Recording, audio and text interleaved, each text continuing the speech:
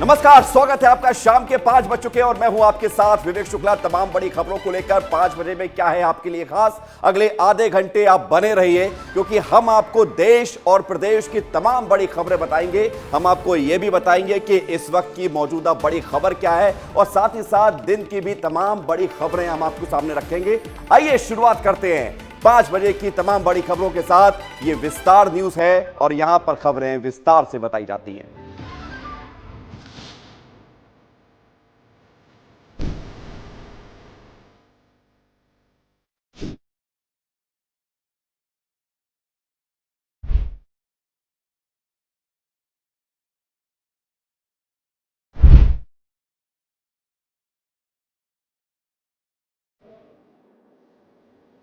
और सबसे पहले बड़ी खबर से शुरुआत कर रहे हैं। बड़ी खबर आ रही है अरविंद केजरीवाल से जुड़ी हुई, जहां पर अरविंद केजरीवाल की जमानत अर्जी जो स्वीकार हुई, जमानत उनको जो मिली है, अब केजरीवाल के वकील बेल ऑर्डर लेकर तिहाड़ जेल पहुंच गए हैं। तिहाड़ जेल में इस वक्त बंद हैं अरविंद केजरीवाल। उनको 1 जून तक के लिए रिहाई मिली है, जमानत पर वो रिहा हो रहे हैं और बेल ऑर्डर लेकर वो पहुंचे हैं। यानी कि आज केजरीवाल और आम आदमी पार्टी के लिए जो खुशी का दिन है, वो खुशी का दिन और जल्दी से सेलिब्रेट किया जाए, लिहाजा वकील बहुत तेजी के साथ पहुंचे हैं बेल ऑर्डर लेकर तिहाड़ जेल। और संभावना इसकी पूरी है कि अब से कुछ देर के बाद बेल ऑर्डर के साथ जो कागजी कार्रवाई होनी है वो कागजी कार्रवाई पूरी हो जाए और अरविंद केजरीवाल 1 जून तक के लिए तिहाड़ जेल से बाहर निकलें। अरविंद केजरीवाल को सशर्त ये अंतरिम जमानत मिली है। केजरीवाल के वकील पहुंच गए हैं बेल ऑर्डर लेकर तिहाड़ जेल में। तो बड़ी खबर से इस बुलेटिन की शुरुआत कर रहे हैं। बड़ी जानकारी आपको, ये लेटेस्ट अपडेट है केजरीवाल की अंतरिम जमानत से जुड़ी हुई खबर के बारे में। अब केजरीवाल किसी भी वक्त तिहाड़ जेल से बाहर निकल सकते हैं क्योंकि उनकी रिहाई के जो पेपर्स हैं, जो बेल ऑर्डर्स के पेपर्स हैं, उनको लेकर अरविंद केजरीवाल के वकील तिहाड़ जेल पहुंचे हैं। वहां पर पूरी कागजी कार्रवाई होगी, बेल ऑर्डर्स को पढ़ा जाएगा, उसके बाद जो जमानत मिली है अंतरिम जमानत, उस पर जो है हस्ताक्षर कराए जाएंगे और उसके बाद फिर अरविंद केजरीवाल की रिहाई होगी।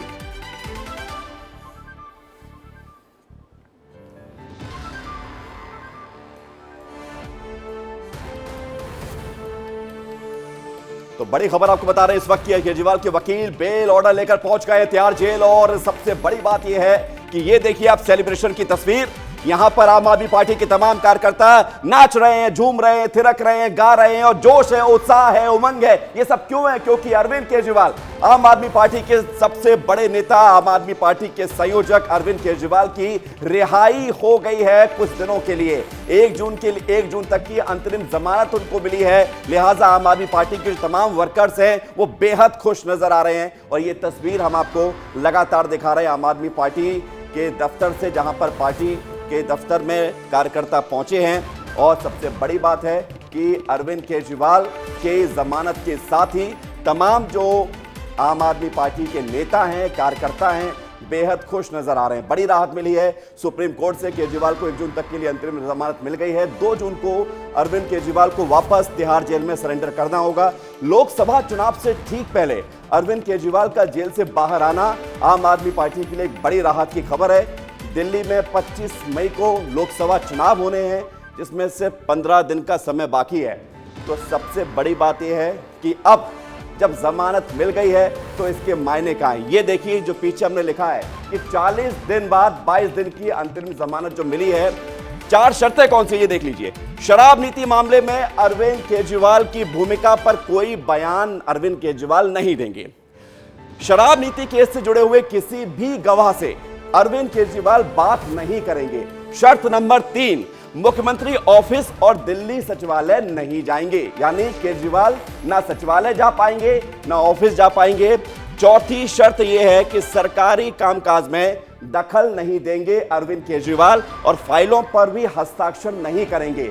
यानी कुल मिलाकर ये 4 बड़ी बात जो आपको बता रहे हैं, ये जो शर्तें हैं ये सबसे महत्वपूर्ण है। यही वो 4 शर्तें हैं जिसके आधार पर अरविंद केजरीवाल को अंतरिम जमानत मिली है। फिर से हम आपको बताते हैं क्या है वो शर्तें।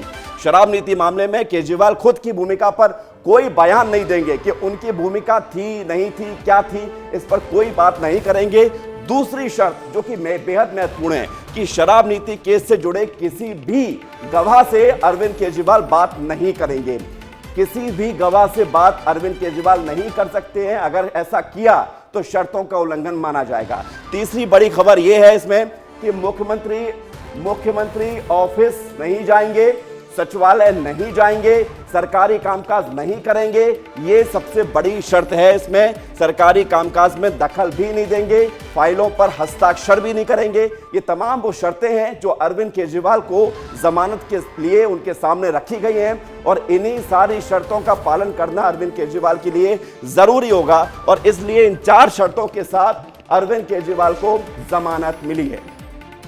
तो सबसे बड़ी बात यह है कि अरविंद केजरीवाल को आज जब अंतरिम जमानत मिली है 1 जून तक के लिए, ऐसे में इस पूरे मामले को लेकर फिर से वो बातें उठती हैं कि आखिर हुआ क्या था। तो इस पूरे मामले में टाइमलाइन आप देखिए, टाइमलाइन क्या है। 17 अगस्त 2022 ये वो दिन था जब सीबीआई ने आबकारी नीति, जो दिल्ली सरकार ने नई नीति बनाई थी, उस आबकारी नीति पर एफआईआर दर्ज की थी। मनीष सिसोदिया समेत 14 लोगों पर एफआईआर दर्ज की गई थी सीबीआई के द्वारा। यह बड़ा एक्शन जो लिया गया था वो तारीख थी जो हमने आपको बताई। उसके बाद क्या हुआ, 26 फरवरी 2023 मनीष सिसोदिया, आम आदमी पार्टी में अरविंद केजरीवाल के बाद नंबर 2 की भूमिका रखने वाले मनीष सिसोदिया की गिरफ्तारी होती है यहां पर लंबी पूछताछ के बाद। उसके बाद क्या होता है, 4 अक्टूबर 2023 को सांसद संजय सिंह गिरफ्तार कर लिए जाते हैं। यानी एक के बाद एक आम आदमी पार्टी के तमाम नेता जेल जाने लगते हैं। इस पूरे मामले में एक एक करके गिरफ्तारी होने लगती है। लेकिन 2 अप्रैल 2024 को इसी साल संजय सिंह को जमानत भी मिल जाती है और यहां से आम आदमी पार्टी के लिए थोड़ी सी राहत वाली खबर आती है। लेकिन इस बीच सिर्फ आम आदमी पार्टी के लिए नहीं, यहां पर के कविता की भी गिरफ्तारी यहां पर होती है 15 मार्च 2024 को। और ये वो दिन था जब ये एहसास होने लगा था कि अरविंद केजरीवाल की मुश्किलें बढ़ सकती हैं। मुश्किल बढ़ी 21 मार्च 2024 को। 21 मार्च 2024 को मुश्किलें बढ़ गई अरविंद केजरीवाल की और अरविंद केजरीवाल गिरफ्तार कर लिए गए। उसके बाद से लगातार अरविंद केजरीवाल अपने वकीलों के माध्यम से जमानत की अर्जी देते रहे। 10 मई 2024 यानी आज का दिन अरविंद केजरीवाल को 1 जून तक जमानत मिली। अरविंद केजरीवाल को 1 जून तक की जमानत मिल गई, ये आपको बता रहे हैं। और 2 जून 2024 को क्या होगा, उस दिन यह होगा कि अरविंद केजरीवाल को तिहाड़ में सरेंडर करना ही होगा। जो शर्तें हैं उसका पालन करना होगा 22 दिनों तक और 2 जून को वापस तिहाड़ जेल में जाना होगा। क्योंकि इस पूरी जमानत का जो आधार है वो है आधार लोकसभा चुनाव, वो आधार है चुनाव में प्रचार करना, पार्टी का प्रचार करना और उसी आधार पर ये जमानत मिली है सिर्फ 22 दिनों की। तो अरविंद केजरीवाल की जमानत पर पूरी खबर आपको बता रहे हैं विस्तार से। और हमारे साथ विस्तार न्यूज के संवाददाता सीधे दिल्ली से जुड़ गए हैं अमृत तिवारी, उनसे बात करते हैं। अमृत, जरा बताइए, आप तो हमारी पार्टी के दफ्तर में ही मौजूद हैं, हम देख पा रहे हैं मीडिया का भी जमावड़ा है, कार्यकर्ता भी खुश नजर आ रहे हैं, क्या वहां का माहौल है? अरविंद केजरीवाल की जमानत याचिका स्वीकार कर ली गई और किसी भी वक्त केजरीवाल हो सकता है यहीं पहुंचे जहां आप खड़े हुए हैं। जी बिल्कुल, एक टीम जो है वो तिहाड़ जेल पहुंच गई है। वहां पे एक बेल बॉन्ड जमा किया जाएगा 50,000 रुपये का और उसके बाद से उनको वहां से रिलीज़ किया जाएगा। अंतरिम बेल पे केजरीवाल बाहर आएंगे। उनके बाहर आने की सूचना जैसे मिली, कार्यकर्ताओं में एक अलग उत्साह देखा गया और उनके पार्टी दफ्तर में जमावड़ा लग गया था। अभी कुछ कार्यकर्ता जो है यहाँ से तिहाड़ जेल की तरफ निकले, उनको ये उम्मीद है कि आज ही जो है वो जल्द से जल्द अरविंद केजरीवाल बाहर आएंगे। और इसके बाद जो है यहाँ पर एक रणनीति तैयार करने की एक तैयारी चल रही है कि अगला चुनाव किस तरह से। आपको बता दें कि जितनी भी अभी तक की मीटिंगें थी, जिस तरह से ये लोग शक्ति प्रदर्शन कर रहे थे, उसको खत्म कर दिया गया है और अब नए तरीके से चुनाव को कैसे लड़ा जाए, उसकी रणनीति कैसे तैयार की जाए, उसके ऊपर अब काम चलना शुरू हो चुका है। यानी कि जो पूरी तरह से, जैसा कि आप बता रहे थे, इसी बात को उनके वकील अभिषेक मनु सिंघवी भी कहे थे कि यह बेल जो है, अंतरिम बेल, वो न कि शासकीय मामलों को संभालने के लिए बल्कि चुनाव में प्रचार करने को लेकर के, कि अरविंद केजरीवाल चुनाव प्रचार करे। उन्होंने हालांकि इसको अपने मौलिक राइट से जोड़कर बहुत संक्षेप में बताइए, क्योंकि अब समय बहुत कम है अरविंद केजरीवाल के सामने। 25 मई को दिल्ली में वोटिंग होनी है सभी 7 लोकसभा सीटों पर। ऐसे में से 15 दिन का वक्त है, यह कितना असर करेगा केजरीवाल का बाहर आना? देखिए, इसके पहले भी केजरीवाल की पार्टी की तरफ से लगातार लोगों के बीच में अपने कार्यकर्ताओं के द्वारा एक जान फूंकने की कोशिश की जा रही थी, एक सिंपैथी जगाने की कोशिश की जा रही थी कि उनके नेता को जेल में डाल दिया गया जबकि चुनाव सिर पे है। जब एक बड़ी ही अजीब वक्त था कि वो बाहर रहे, लोगों के बीच में रहे और अपनी बातें कहें, सरकार के खिलाफ जो भी उनकी नीतियां रही हैं उनके ऊपर अटैक करें, लेकिन उन्हें जेल के रास्ते में डाल दिया गया। और उन्होंने ये अपने लोगों में विश्वास जता रहे थे कि देखिए, केजरीवाल को जेल में इसलिए डाला गया क्योंकि जो वर्तमान सरकार है, मोदी सरकार, उसको उनसे खतरा महसूस हो रहा था, इसलिए उनको डाल दिया गया। यानी कि वह एक बहुत बड़े एक फाइटर के तौर पे दर्शाए जा रहे थे अपने लोगों के बीच में। उनकी पत्नी चुनाव मैदान में आ गई थी, इसलिए कि फाइटर के तौर पर अरविंद केजरीवाल को दर्शाना और उसी के बिहाफ पर आम आदमी पार्टी ने तो वोट भी मांगे हैं। बहुत शुक्रिया आपका अमृत, हमारे साथ जुड़ने के लिए और तमाम जानकारी देने के लिए। लेकिन सबसे बड़ी बात यह है कि जब अरविंद केजरीवाल की अंतरिम जमानत की खबर सामने आई तो उसके बाद आम आदमी पार्टी के तमाम नेता गदगद हो गए। प्रेस कॉन्फ्रेंस की है, आतिशी मार्लेना ने क्या कुछ कहा है, गोपाल राय ने क्या कुछ कहा है, सुनाते हैं। सुप्रीम कोर्ट का धन्यवाद करती हूँ कि सुप्रीम कोर्ट सामने आया लोकतंत्र को बचाने के लिए, संविधान को बचाने के लिए। और जब जब इस देश में लोकतंत्र और संविधान खतरे में रहा है, सुप्रीम कोर्ट सामने आया है। इस फैसले ने एक रोशनी की किरण दिखाई है। इसलिए पूरी दिल्ली, पूरा देश का शुक्रगुजार है और हमें इस बात का भरोसा है कि देश में जो इस तानाशाही के खिलाफ लड़ाई चल रही है, संविधान और लोकतंत्र को बचाने की लड़ाई चल रही है, अरविंद केजरीवाल जी के बाहर आने से ये लड़ाई और मजबूत होगी और देश ये लड़ाई जीतेगा।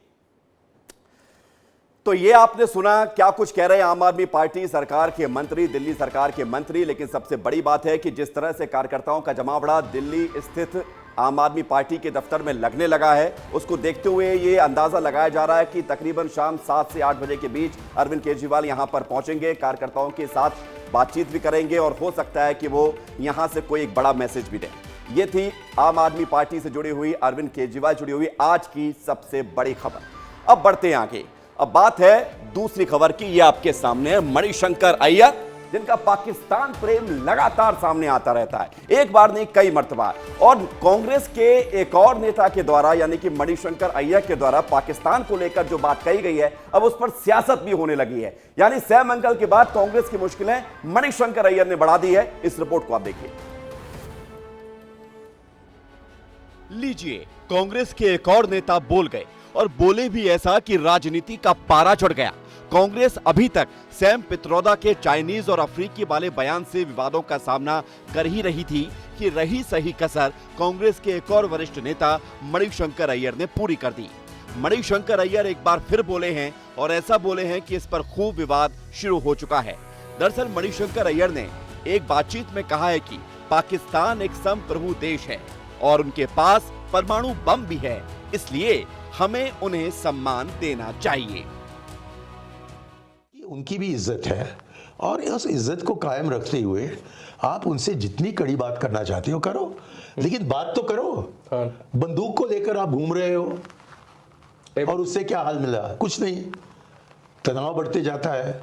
उनके एटम बम है, हाँ हमारे पास है, लेकिन किसी पागल ने हमारे बम को लाहौर स्टेशन में फूटा तो 8 सेकंड के 8 पल के अंदर उसकी जो रेडियो एक्टिविटी है वो अमृतसर पहुंचेगी। तो ऐसे बम वगैरह रखकर आप उसको इस्तेमाल करने का रोको, लेकिन यदि आपने उनसे बात की, उनको इज्जत अफजाया, तो तभी जाकर वो अपने बम के बारे में नहीं सोचेंगे। तो सुना आपने, मणिशंकर अय्यर कह रहे हैं कि हम लोग यानी भारत सरकार बंदूक लेकर घूम रही है। अगर आपने उन्हें ठुकरा दिया तो क्या होगा? उनकी भी इज्जत है, इज्जत से बात करो। यानी अय्यर पाकिस्तान से बात करने की सलाह दे रहे हैं, पाकिस्तान को इज्जत बख्शने की जरूरत है ये बता रहे हैं। लेकिन क्या मणिशंकर अय्यर ने कांग्रेस के लिए एक और सेल्फ गोल कर दिया है? उधर पाकिस्तान प्रेम पर मणिशंकर अय्यर के बयान पर बीजेपी के नेता बिफर गए हैं। बीजेपी कह रही है कि कांग्रेस पाकिस्तान की भाषा बोल रही है।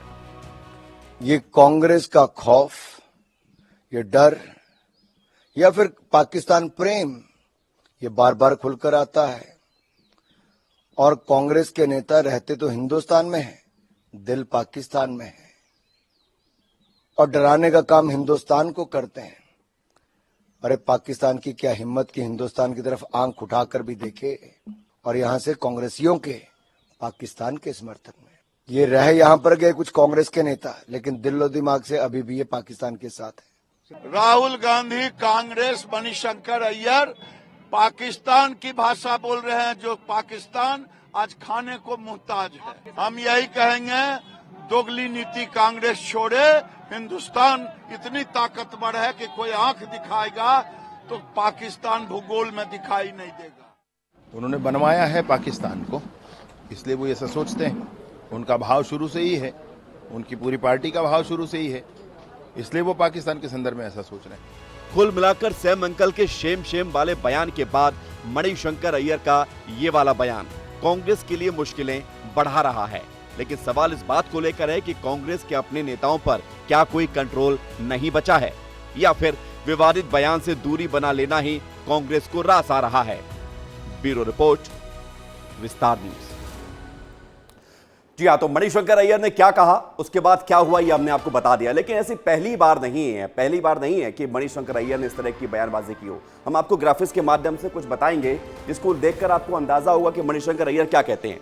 मणिशंकर अय्यर कहते हैं कि पाकिस्तान के लोग प्यार मिलने पर प्यार बरसाते हैं। मैं अब तक जिस देश भी गया वहां इतने खुले दिल से स्वागत नहीं हुआ जितना पाकिस्तान में हुआ। मेरे अनुभव से पाकिस्तान के लोग ऐसे हैं जो दूसरे पक्ष से ज्यादा प्रतिक्रिया करते हैं। अगर हम दोस्ती दिखाते हैं तो पाकिस्तान उससे ज्यादा दोस्ती दिखाते हैं। लेकिन आखिरी लाइन आपको पढ़नी चाहिए।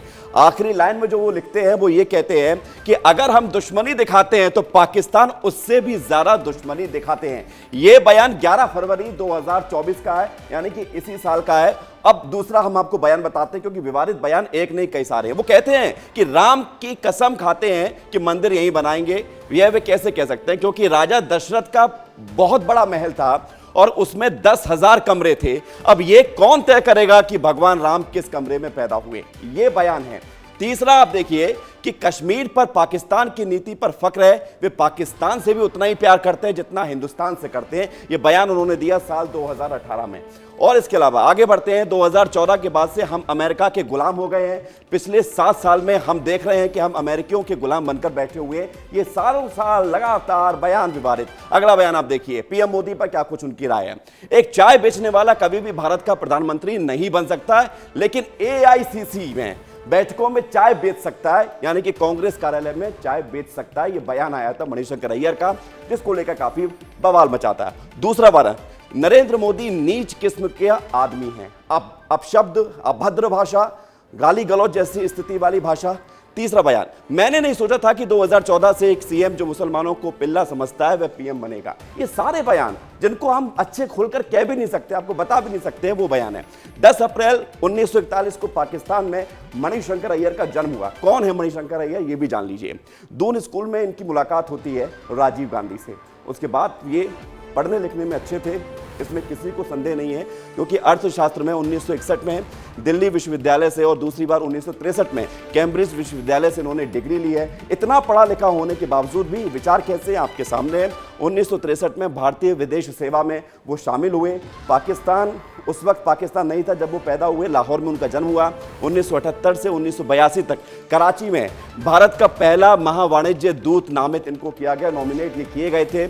1982 से 83 तक विदेश मंत्रालय में संयुक्त सचिव भी रहे हैं। आप देखिए कि कितनी इन पर जो है इन्होंने बड़ी बड़ी जिम्मेदारियां संभाली हैं। 82 से 83 तक विदेश मंत्रालय में संयुक्त सचिव रहे हैं। तो आप देखेंगे कि ये इतना पढ़ा लिखा व्यक्ति क्या बयान देता है। 85 से 89 तक पीएमओ में संयुक्त सचिव रहे, ज्वाइंट सेक्रेटरी रहे। उसके बाद 96, 98, 2009, 2014 में ये चुनाव इन्होंने जो है लड़ा और हार गए। तो ये बीच में इन्होंने एक चुनाव, कई सारे चुनाव जीते भी थे। तो ये आपको बताते हैं कि ये मणिशंकर अय्यर जो अपने आप को बहुत बड़े अर्थशास्त्र मानते हैं, बड़े ज्ञाता मानते हैं, लेकिन बयान इनके ऐसे हैं जिस पर पार्टी की मुश्किलें बढ़ जाती हैं। मणिशंकर अय्यर की आपके हमने बात सुनी है। अब ये तीसरी खबर, ये खबर हम आपको दिखाने जा रहे हैं। ये खबर ये है कि निशाने पर कांग्रेस।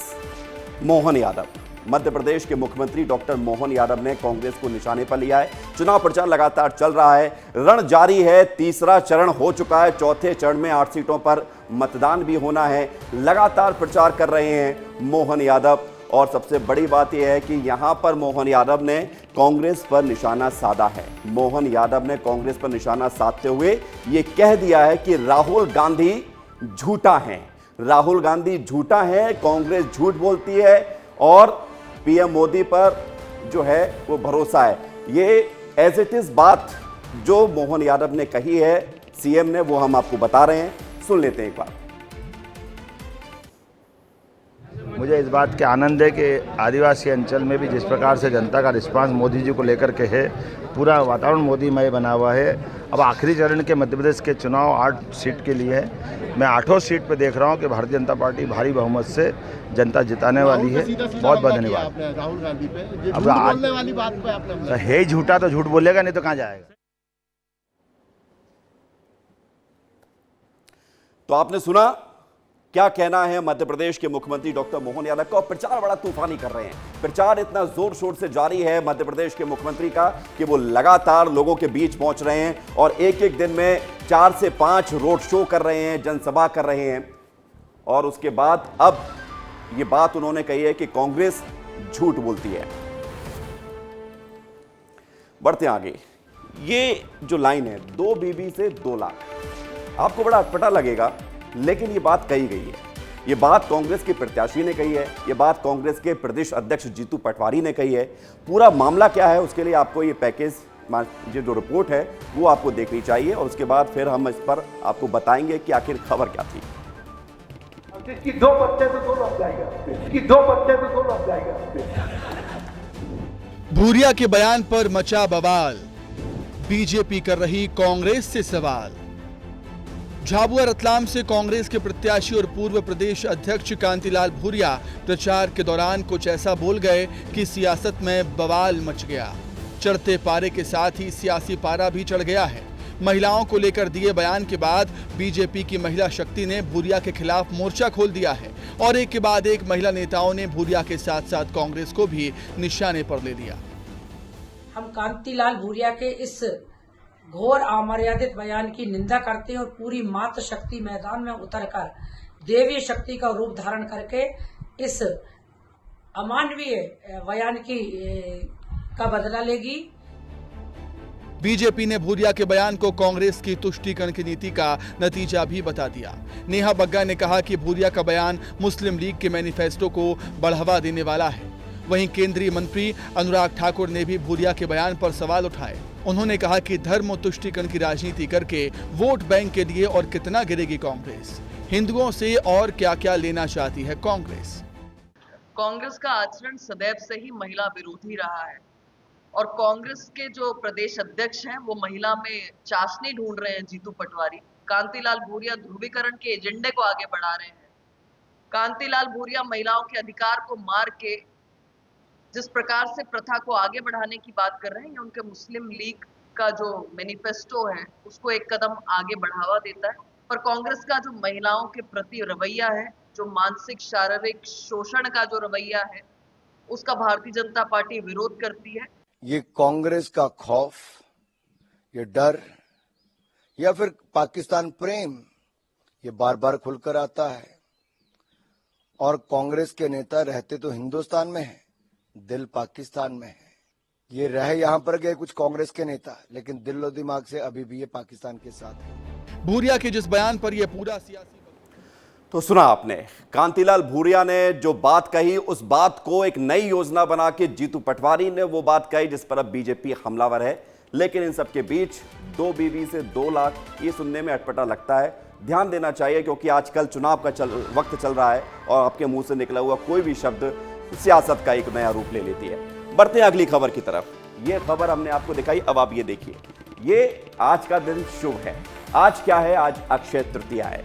सनातन धर्म में अक्षय तृतीया को लेकर एक विशेष महत्व है और सनातन धर्म में अक्षय तृतीया को लेकर तमाम रौनकें होती हैं। इसे दीपावली और धनतेरस की तरह ही बहुत खास तरीके से मनाया जाता है। इस बार 10 मई को यह पर्व मनाया जा रहा है। लोग बाजार में जा रहे हैं और अपनी अपनी हैसियत के मुताबिक खरीदारी करते हैं क्योंकि आज कुछ खरीदना शुभ माना जाता है, खासतौर से सोना खरीदना। लेकिन लोग मिट्टी के घड़े, मिट्टी के बर्तन भी खरीदते हैं। और एक तस्वीर हम आपको जो दिखा रहे हैं, ये तस्वीर महत्वपूर्ण है क्योंकि ये तस्वीर है अयोध्या की। अयोध्या में राम दरबार में आज अक्षय तृतीया के मौके पर रामलला को आम का जो है प्रसाद भी दिया गया है, प्रसाद चढ़ाया गया है। और ये तस्वीर जो भव्य नज़ारा है ये अयोध्या से हम आपको दिखा रहे हैं। अक्षय तृतीया बेहद शुभ मुहूर्त होता है, ये अबूझ मुहूर्त होता है, यानी कि इस मुहूर्त में बगैर किसी ज्योतिषी की सलाह लिए आप शुभ काम कर सकते हैं और अच्छा दिन माना जाता है। और इसलिए लोग जमकर खरीदारी भी कर रहे हैं, साथ ही साथ पूजा पाठ भी कर रहे हैं। लोगों का क्या कुछ कहना है बाजार में, सुन लेते हैं। और आज धनतेरस पे काफी अच्छा माहौल है, काफी क्लाइंट है हमारे पास। आज भीड़ की जितनी उम्मीद थी उससे ज्यादा है और काफी ऑफर्स है हमारे यहाँ। हमारी मेकिंग दिल्ली शहर में सबसे कम है, हमारी मेकिंग बहुत कम है, इसलिए काफी आज सुबह का ही कस्टमरों का मेला लगा हुआ है। तो आज दिवाली तक तो लगभग ऐसा ही रहेगा। इस पर सोना खरीदना एक शुभ माना जाता है। ये लक्ष्मी जी का त्योहार है। लक्ष्मी जी लोगों का एक परंपरा बनी हुई है कि लक्ष्मी जी इस दिन सोना खरीदना शुभ होता है, लक्ष्मी जी का वास होता है। तो इसलिए जो है लोग धनतेरस के दिन सोना खरीदते हैं। जी हाँ, तो लोग खुश हैं, खरीदार खुश हैं, दुकानदार खुश हैं, आप भी खुश होंगे, उम्मीद यही कर सकते हैं। और अक्षय तृतीया आपके लिए अच्छा संदेश देकर आए। और सबसे बड़ी बात यह है कि लोग अब खरीदारी करने के लिए बाजार पहुंच रहे हैं। संतोष कृष्णानी उज्जैन से हमारे साथ जुड़ गए, बाबा महाकाल की नगरी से, उनसे हम बात करते हैं। संतोष, आपके पीछे हम देख रहे हैं मिट्टी के बर्तनों की दुकान है, वहां पर लोग जो पहुंच रहे हैं उनसे बात कीजिए, क्या लोगों को मानना है अक्षय तृतीया को लेकर? बिल्कुल विवेक, धर्म की नगरी और धर्म की नगरी में सबसे बड़ा काम रहता है दान करना।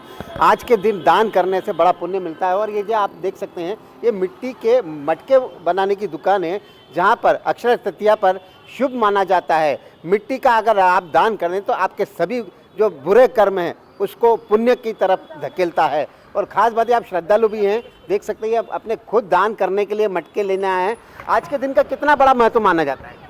आज अक्षय तृतीया के दिन बहुत महत्व रहता है इसका। दान दक्षिणा किसी को करना उसका बहुत बड़ी उत्साह रहता है करने का। बिल्कुल, आपने सुना है श्रद्धालु भी दान पुण्य करने के लिए सामग्री लेने आई हैं, और भी श्रद्धालु उनसे भी बात करते हैं। आप भी कुछ दान करने के लिए खरीदने हैं, क्या कहेंगे? घर के लिए खरीदना है।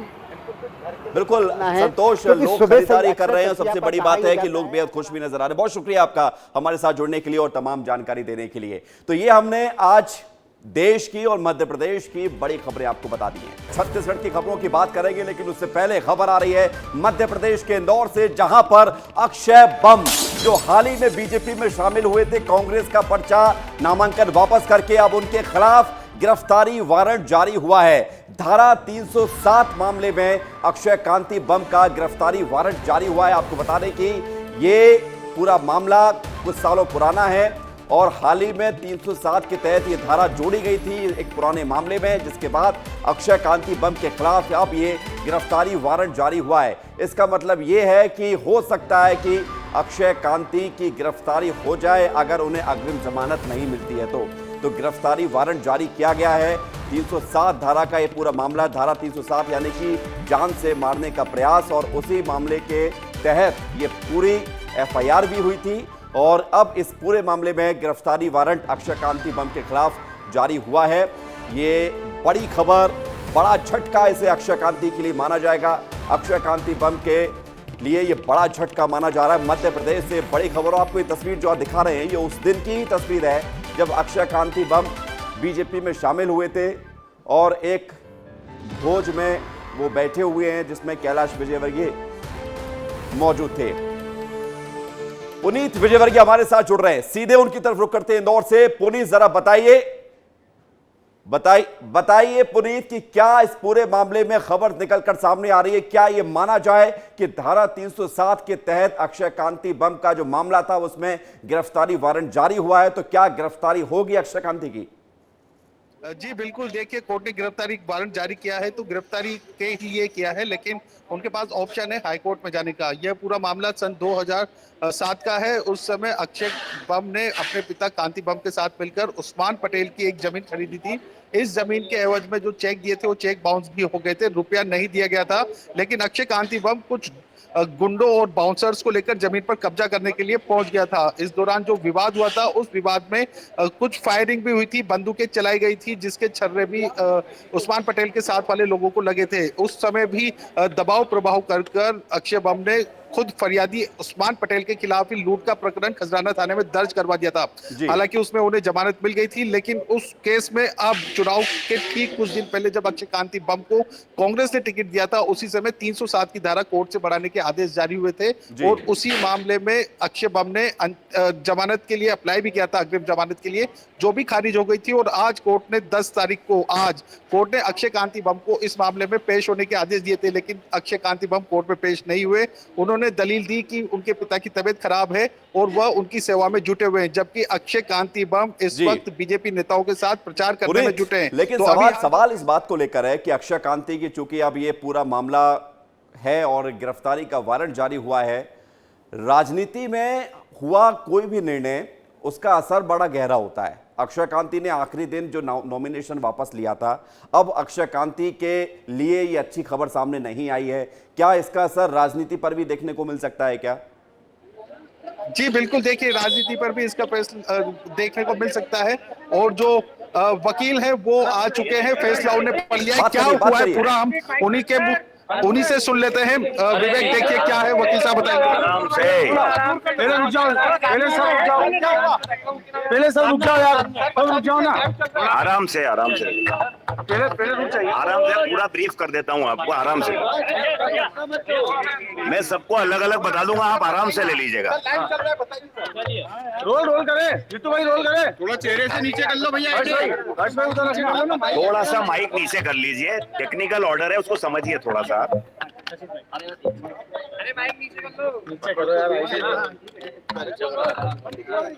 आज दिनांक को माननीय अपर सत्र न्यायाधीश महोदय श्री विनोद कुमार शर्मा साहब के न्यायालय में अक्षय पिता कांतिलाल बम एवं कांतिलाल बम इनके मामले से रिलेटेड सुनवाई हुई। इस पूरे मामले में कुल 5 आरोपीगण हैं, जिसमें से आरोपी सतवीर मृत है, आरोपी सोनू और आरोपी मनोज पूर्व से फरार हैं, जिनके खिलाफ दिनांक 15 मार्च 2024 को वारंट जारी किया जा चुका है। इस मामले में आरोपी अक्षय और आरोपी कांतिलाल पूर्व से मजिस्ट्रेट न्यायालय के सामने जमानत पर थे। धारा 307 आईपीसी बढ़ाने के बाद मजिस्ट्रेट न्यायालय द्वारा सत्र न्यायालय के समक्ष मामले को कमिट कर दिया गया था, ट्रांसफर कर दिया गया था। आज दिनांक को आरोपी अक्षय बम और आरोपी कांतिलाल बम की उपस्थिति के लिए सेशंस कोर्ट में मामला नियत था। आरोपीगण के अधिवक्ता द्वारा कांतिलाल बम के 10 दिन तक बेड रेस्ट पर होने का और एक चिकित्सा महोदय का डॉक्यूमेंट लगाया गया है कि वो 10 दिन उनको कुछ हार्ट में परेशानी है और वो 10 दिन के लिए बेड रेस्ट है उनको, इसलिए वे आने में। तो आपको हम ये मध्य प्रदेश की जो बड़ी खबर आई अभी आपको बताई है, क्योंकि जिस तरह से अक्षय कांति बम के खिलाफ गिरफ्तारी वारंट जारी हुआ, ये खबर आपको बताना जरूरी था। अब बात हम छत्तीसगढ़ की बड़ी खबरों की करते हैं, क्योंकि अगला आधा घंटा पूरी तरह से छत्तीसगढ़ की बड़ी खबरों के लिए है और आपको ये जानना चाहिए कि छत्तीसगढ़ में क्या बड़ी खबर है। तो पहले बड़ी खबर आ रही है, खबर बीजापुर से है, जहां पर सुरक्षा कर्मियों और नक्सलियों के बीच बड़ी मुठभेड़ लगातार जारी है। बड़ी खबर आपको बड़ी जानकारी के साथ बता रहे हैं, जहां पर नक्सलियों और सुरक्षा कर्मियों के बीच ये बड़ी खबर है, जहां पर 6 शव भी मिले हैं। 3 जिलों के जवान सर्चिंग ऑपरेशन में हिस्सा ले रहे हैं। 11 घंटे से नक्सलियों के खिलाफ ये कार्रवाई लगातार जारी है। बीजापुर में 8 नक्सलियों के मारे जाने की खबर है। 8 नक्सलियों के मारे जाने की खबर है और खबर यह भी है कि घटनास्थल से 6 शवों को बरामद कर लिया गया है। तकरीबन 800 से 900 जवान या 1000 तक हो सकती है इनकी संख्या। इतनी बड़ी संख्या में ये पूरी कॉम्बिंग की गई है, नक्सलियों को घेरा गया है और सुबह से ही मुठभेड़ ये लगातार चल रही है। बीजापुर के जंगलों में, ये पीडिया का जंगल है, जहां पर टीआरजी और एसटीएफ के 1000 जवानों ने नक्सलियों को घेरा हुआ है और अब खबर ये मिल रही है कि 8 नक्सलियों के मारे जाने की खबर है। तो नक्सलियों के खिलाफ लगातार ये ऑपरेशन जारी है और पिछले 1.5 महीने में हमने ये महसूस किया है, आपने भी महसूस किया होगा कि एक के बाद एक तमाम नक्सलियों को ढेर किया जा रहा है अगर उनका सामना सुरक्षा बलों से हो रहा है। और पूरी तैयारी के साथ सुरक्षा बल पहुंच रहे हैं, नक्सलियों को ठिकाने लगाया जा रहा है। सुरक्षा बलों नक्सलियों के बीच की ये मुठभेड़ की जो खबर है वो आपको जानना जरूरी है। 3 जिलों के जवान, सबसे बड़ी बात है कि एक बहुत बड़ा ऑपरेशन जिसे अंजाम दिया जा रहा है, एक बहुत बड़ा ऑपरेशन है। इसमें तकरीबन 800 से 1000 सुरक्षाकर्मी हैं, सुरक्षा बल हैं जो कि नक्सलियों के साथ मुठभेड़ कर रहे हैं। रुक रुक कर फायरिंग हो रही है। 6 नक्सलियों के शवों की बरामदगी की खबर है, साथ ही 8 नक्सलियों के मारे जाने की खबर है। तो बड़ी खबर, कंगालूर इलाके में कई नक्सलियों के घिरने की खबर सामने आ रही है। ये आपको जानकारी हम दे दें विस्तार से। युकेश चंद्राकर जो सुबह से लगातार इस पूरी खबर पर नजर बनाए हुए हैं, उनसे बात करने की कोशिश करते हैं। युकेश, बताइए ताजा अपडेट इस पूरे मामले में क्या है 8 नक्सलियों के मारे जाने की खबर के साथ। विवेक, जिस तरह से ये ऑपरेशन लॉन्च किया गया है, इस ऑपरेशन को लॉन्च करने के पीछे की वजह इतनी बड़ी है कि इतने देर तक ये मुठभेड़ चल रही है। सोचिएगा कि लगभग 12 घंटे हो गए और ये मुठभेड़ लगातार चल रही है। और सुबह से ये खबर निकल कर आ रही है कि माओवादी मारे जा रहे हैं, माओवादी पीछे हट रहे हैं, लेकिन माओवादियों को घेरा जा चुका है क्योंकि 3 जिलों से फोर्सेस को रवाना किया गया है। और 3 जिलों से फोर्सेस को रवाना करके जो मुठभेड़ स्थल है, जो घटना स्थल है, उसे पूरी तरह से घेर लिया गया है। बताया ये जा रहा है कि यहाँ पर बहुत बड़े माओवादी लीडर्स की जमावड़े की सूचना थी पुलिस के पास, सुरक्षा बलों के पास। और अभी इस समय में जो खबर निकल कर आ रही है विवेक, आपको बताना होगा, ये हमारे दर्शक सुनकर चौंक जाएंगे कि हो सकता है कि ये संख्या 10 के भी पार चली जाए। हालांकि हमारे जो सोर्सेस, जो पुलिस में जो सोर्सेस हैं हमारे, वो हमें ये जानकारी दे रहे हैं कि 8 माओवादी मारे जा चुके हैं और उनके बॉडीज भी रिकवर कर लिए गए हैं। जी विवेक। जी, बहुत शुक्रिया आपका। युकेश, आप नजर बनाए रखें क्योंकि महत्वपूर्ण बात यह है कि अभी भी ऑपरेशन लगातार जारी है और जैसा कि आप बता रहे हैं कि नक्सलियों के मारे जाने का जो आंकड़ा है वो और ज्यादा बढ़ सकता है। बढ़ते आगे, एक तरफ छत्तीसगढ़ में गुरुवार को 10वीं और 12वीं के नतीजे जारी हुए। टॉप 10 में अपनी जगह बनाने वाले बच्चों से अधिकांश बच्चे स्वामी आत्मानंद स्कूल के हैं। तो दूसरी तरफ स्वामी आत्मानंद स्कूल पर ही अब सियासत शुरू हो गई है। इस स्कूल की सियासत से क्या कनेक्शन है, इस रिपोर्ट को आप देखिए। स्वामी आत्मानंद स्कूल पर सियासत की शुरुआत सोशल मीडिया प्लेटफॉर्म एक्स से हुई, जब स्वामी आत्मानंद स्कूलों के नाम को पीएम श्री में बदलने पूर्व सीएम भूपेश बघेल और पीसीसी चीफ जीतू पटवारी ने ट्वीट किया। पूर्व सीएम ने ट्वीट कर लिखा, शासन द्वारा गुपचुप तरीके से प्रदेश के स्वामी आत्मानंद स्कूलों को पीएम श्री में बदलने की कवायद चल रही है। पूर्व सीएम ने इसे बीजेपी की नीयत बताते हुए इसके विरोध की अपील की, तो वहीं पीसीसी अध्यक्ष दीपक बैज ने भी ट्वीट कर इसे छत्तीसगढ़ के साधु संतों का अपमान बताया। कांग्रेस यहीं नहीं रुकी। कांग्रेस संचार विभाग के प्रमुख सुशील आनंद शुक्ला ने बीजेपी पर स्तरहीन राजनीति के आरोप लगाए हैं। कांग्रेस सरकार के द्वारा शुरू किए गए स्वामी आत्मानंद स्कूलों की सार्थकता अब दिखने लगी है। बेहद ही खुशी का विषय है कि 12वीं और 10वीं की प्रवीण सूची में 70% से भी अधिक बच्चे स्वामी आत्मानंद स्कूल के हैं। टॉपर भी स्वामी आत्मानंद स्कूल के हैं। और बेहद दुर्भाग्यजनक है कि भारतीय जनता पार्टी संकुचित मानसिकता में स्वामी आत्मानंद स्कूल को बंद करना चाह रही है। स्वामी आत्मानंद को लेकर कांग्रेस की ओर से आए तीखे बयानों के बाद बीजेपी ने भी पलटवार किया। डिप्टी सीएम विजय शर्मा और बीजेपी के विधायक धर्मजीत सिंह ने पलटवार किया है। वो वरिष्ठ हैं, छत्तीसगढ़ के मुख्यमंत्री रहे हैं, मैं उनको एक सलाह जरूर देता हूँ कि आप बयान से पहले थोड़ा धैर्य रखें, थोड़ा समझ लें विषयों को, थोड़ा इस पूरी स्थिति की जानकारी ले लें, उसके बाद बयान दें। उन्होंने नक्सलियों के संदर्भ में भी वही कहा था कि फर्जी मुठभेड़ है, फिर नक्सलियों ने ही कह दिया कि सही था सब कुछ। थोड़ा समझना चाहिए क्या हो रहा है, समझना चाहिए, फिर बोलना चाहिए। नहीं, कोई नाम गुपचुप तरीके से नहीं बदला जा रहा है। स्वामी आत्मानंद जी के प्रति भारतीय जनता पार्टी के दिल में भी श्रद्धा है, हमारे दिल में भी श्रद्धा है, उनके दिल में भी श्रद्धा है, लेकिन नामकरण कहाँ बदला गया है? अगर पीएम श्री लिख दिए तो कोई आपत्ति हो गई क्या? आपने तो आत्मानंद स्कूल के नाम पर कई दानवीर लोगों के नाम को भी हटा दिया था। मैंने खुद विधानसभा में प्रश्न पूछा था। पंडित जनकलाल मोतीलाल पांडे तखतपुर में, जिन्होंने 50 एकड़ ज़मीन दान में दी, स्कूल भवन बनवाया, विनोबा भावे जिसका उद्घाटन किए थे, उसका भी नाम बदल के आत्मानंद कर दिए थे। तो पहले अपने तरफ देखो कि आपने क्या किया है, फिर दूसरों को दोष देना। हालांकि नाम बदलने पर सियासत शुरू होना कोई नई बात नहीं है, पर स्कूलों के नाम बदलने पर शुरू हुई सियासत कहां थमेगी, ये देखने वाली बात होगी। ब्यूरो रिपोर्ट, विस्तार न्यूज। और सबसे बड़ी बात यह है कि इस पूरे मामले पर जब सियासत हो रही है तो समझना यह भी जरूरी है कि आखिर ये मामला उठा कहां से है। खोमन साहू हमारे साथ जुड़ गए हैं, विस्तार न्यूज के संवाददाता, उनसे हम सीधे बातचीत करते हैं। खोमन, बताइए कि ये सुगबुगाहट कैसे शुरू हुई कि आत्मानंद स्कूल का नाम बदला जा रहा है या नहीं बदला जा रहा है, इसको लेकर अभी क्या स्थिति साफ हो पाई है? देखिए विवेक, इसके पीछे का कारण आपको समझाता हूँ। कल 10वीं और 12वीं का रिजल्ट सामने आया, माध्यमिक शिक्षा मंडल ने रिजल्ट जारी किया है जी। जो रिजल्ट सामने आया उसमें जो Swami Atmanand English medium school सरकार के द्वारा जो खोली गई थी, उसमें से 20 से अधिक बच्चों ने जो Swami Atmanand English medium school में पढ़ते थे उन्होंने टॉप किया है।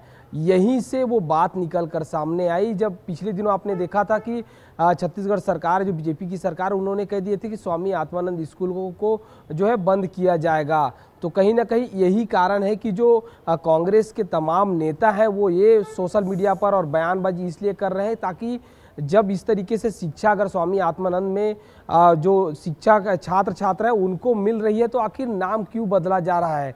हाल ही की जो केंद्र सरकार है उन्होंने पीएम श्री योजना के तहत जो छत्तीसगढ़ के 211 जो सरकारी स्कूल है उसको अपडेट करने का जो है इनॉग्रेशन करने के लिए अलग अलग तरीके से उसको नई शिक्षा नीति में लाने के लिए प्रस्ताव रखा गया है। लेकिन अब आने वाले दिनों में जिस तरीके से छत्तीसगढ़ में नामकरण को लेकर सियासत हो रही है विवेक, ये कहां तक जाता है लेकिन देखने वाली बात होगी। लेकिन इसके इतर अगर बात करूं मैं विवेक, तो जिस तरीके से नाम पर सियासत हो रही है तो सियासतदान सियासत करते रहेंगे, लेकिन जो छात्र छात्राएं उनको कैसे बेहतर शिक्षा मिले, बिल्कुल ये अपने आप में बड़ा सवाल है। खोमन, ये सवाल बड़ा है कि छात्र छात्राओं को और ज्यादा सुविधाएं, शिक्षा, अच्छा वातावरण कैसे मिले, इस पर लड़ाई होनी चाहिए। अभी स्टेटस क्या है आत्मानंद स्कूल के बारे में, आप जरा बताइए, छत्तीसगढ़ के और बाकी हमारे जो देश के लोग हैं वो ये समझें कि आत्मानंद स्कूल ये है, किस तरह से संचालित होते हैं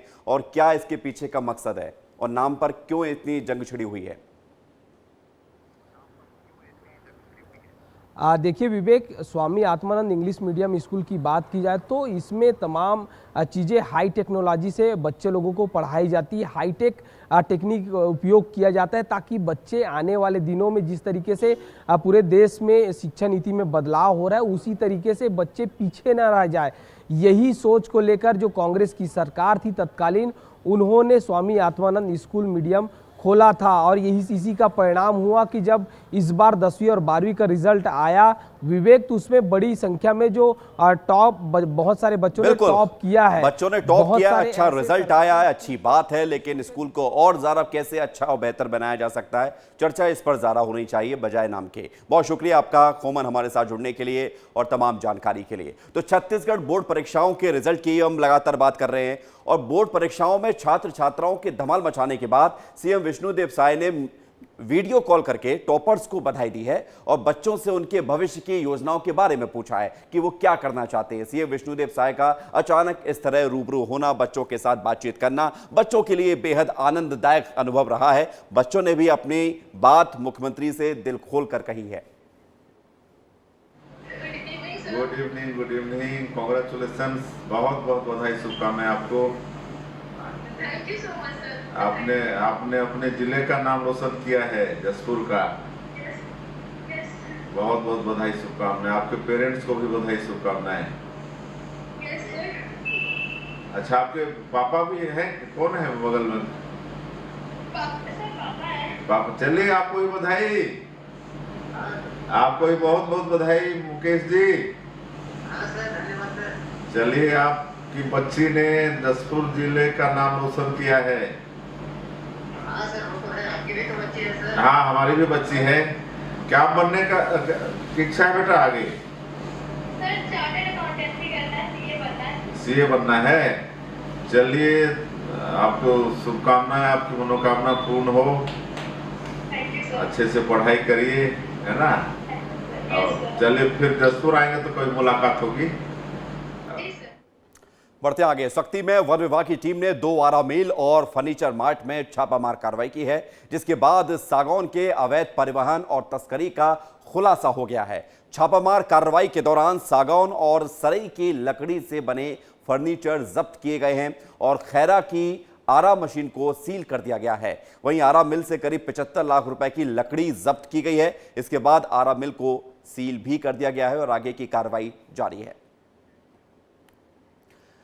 नवा रायपुर में बाइकर्स का गैंग का आतंक सामने आया है। खाली सड़कें देखकर नवा रायपुर की सड़कों पर बाइकर्स स्टंटबाजी करते हुए नजर आते हैं। इन्हें ना तो कोई पुलिस का खौफ है और ना ही अपनी और दूसरों की जान की या सुरक्षा की फिक्र है। वीडियो में आप देख सकते हैं चलती बाइक पर बगैर हेलमेट पहने खड़े होकर स्टंटबाजी करते हुए ये लोगों की तस्वीरें जो अब सामने आई हैं। आपको ये बता दें कि स्टंट के दौरान एक बाइकर की जान बाल बची है, गिरते गिरते वो बचा है, लेकिन यहां पर बाइकर्स मानते नहीं। आप देखिए, ना कोई कंट्रोल है कि बाइक अगर थोड़ी सी फिसली तो क्या होगा। उसके बाद हश्र आपके सामने, बाइक का बैलेंस बिगड़ा, ये लड़का गिर गया।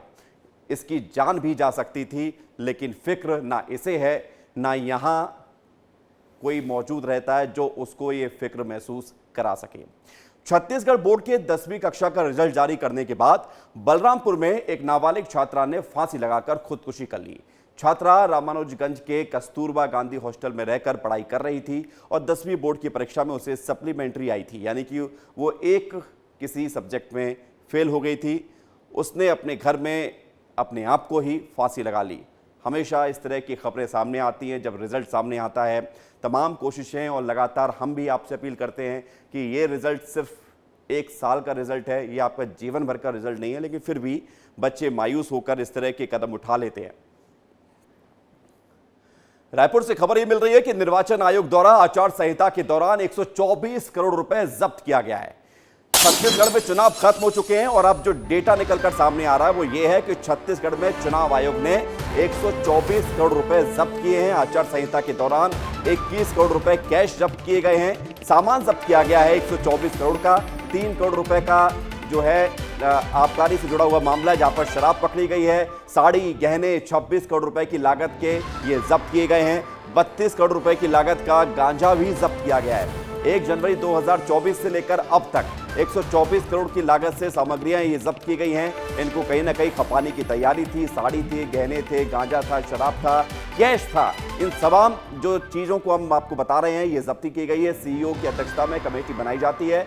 उनसे संपर्क कर 24 घंटे में जब तक सामान मिल जाएगा, सीईओ के सामने अपना पक्ष रखने के बाद ये सामान तुरंत दे दिया जाता है। ऐसा नहीं है कि ये सामान जब्त कर लिया तो जिसका सामान उसको मिलेगा नहीं, लेकिन उसके पास वैलिड रीजन, वैलिड बिल होने चाहिए, तभी ये सामान उसको दिया जाता है। क्योंकि इस तरह का जो मकसद होता है चुनाव आचार संहिता में जब्तीकरण का, उसका मकसद ये होता है कि ब्लैक मनी को या इस तरह के प्रलोभन को चुनावों में रोका जाए। तो 3 करोड़ की शराब जब्त की गई है, गांजा जब्त किया गया है 32 करोड़ रुपए का, साड़ियां जब्त की गई हैं, 21 करोड़ रुपए कैश जब्त किए गए हैं। कुल मिलाकर लगभग 125 करोड़ रुपए की ये पूरी सामग्री, जिसमें कैश भी है, साड़ियां भी हैं, इन्हें जब्त किए गए हैं। और इस पूरे जब्तीकरण के बाद जब ये डेटा सामने आया है कि क्या कुछ निर्वाचन आयोग के हाथ लगा है अतिरिक्त निर्वाचन अधिकारी से, विस्तार न्यूज के संवाददाता होमन साहू ने बातचीत की है। सुनिए क्या कुछ कहा है। इसमें सबसे ज़्यादा जो इंड्यूसमेंट वाले चीज़ें रहते हैं, जैसे साड़ी, गहने, छोटे चांदी का कुछ सामान, इस तरह का, वो 26 करोड़ का लगभग जब्ती हुआ है। 18 करोड़ का जो जब्ती है लगभग प्रीशियस मेटल यानी चांदी सोना के रूप में, और उसमें 32 करोड़ का लगभग जो गांजा जैसे मादक पदार्थ है जो नार्कोटिक सब्सटेंस के रूप में आते हैं। तो इस तरह से 1 जनवरी 2024 से अभी तक 124 करोड़ की जब्ती पूरे इस हमारे जो फ्लाइंग स्क्वाड से, हमारे जो स्टैटिक सर्विलेंस टीम से, उनके द्वारा की गई है। सर, ये जो जब्त सामान है, चाहे सोने चांदी की बात करूं या पैसे की बात करूं, लोगों को कैसे मिल पाएगा सर जिनके सामान जब्ती हुआ है, जिनका पैसा जब्ती हुआ है? इसमें अलग अलग धाराओं के अंतर्गत ये कार्रवाई होती है। जो भी हमारे लोग हैं जिनका अगर इस तरह से वो पॉलिटिकल काम में नहीं भी है और किसी कारणवश जब्ती हुआ है, तो वो या बाकी लोग भी अपना जो सीओ जिला पंचायत की अध्यक्षता में जो कमेटी बनी रहती है वहाँ पे आवेदन दे के अपना जो पक्ष है उनके सामने रख के अपना, अगर उसमें कोई जो पीपल्स रिप्रेजेंटेशन एक्ट है, अन्य कोई धाराओं का अगर उल्लंघन नहीं है तो 24 घंटे के भीतर वो पैसा वापस दिया जाता है। नगद राशि के संदर्भ में मैं सबसे पहले बताना चाहूँगा, अगर कोई पॉलिटिकल कार्य में कोई व्यक्ति सम्मिलित नहीं है और वो 10 लाख के अंतर्गत कोई भी राशि रखा होता है तो सामान्यतः उसको सभी कागजात वगैरह देख के उसको 24 घंटे में वापस दिया जाता है। अगर कोई पॉलिटिकल कार्यकर्ता है, नेता है, संबंधित कोई लोग है, वो प्रचार प्रसार में अगर 50,000 के ऊपर का जो भी राशि है वो तत्काल उसी दिन जब्त हो जाता है। उसमें FIR दर्ज होके जब कोर्ट से निर्णय आता है तब कार्रवाई होती है। जो नॉर्मल लोग हैं, जो व्यवसायी है, जो लेके जा रहे हैं, अगर उनके पास राशि जब्त 10 लाख के ऊपर है तो उनके फिर जो हमारा इनकम टैक्स एक्ट है वो आकर्षित हो जाता है। तो उसमें तो ये थी छत्तीसगढ़ की तमाम बड़ी खबरें जिसको हमने आपको दिखाया है। तो तमाम बड़ी खबरों के साथ मुझे दीजिए इजाजत।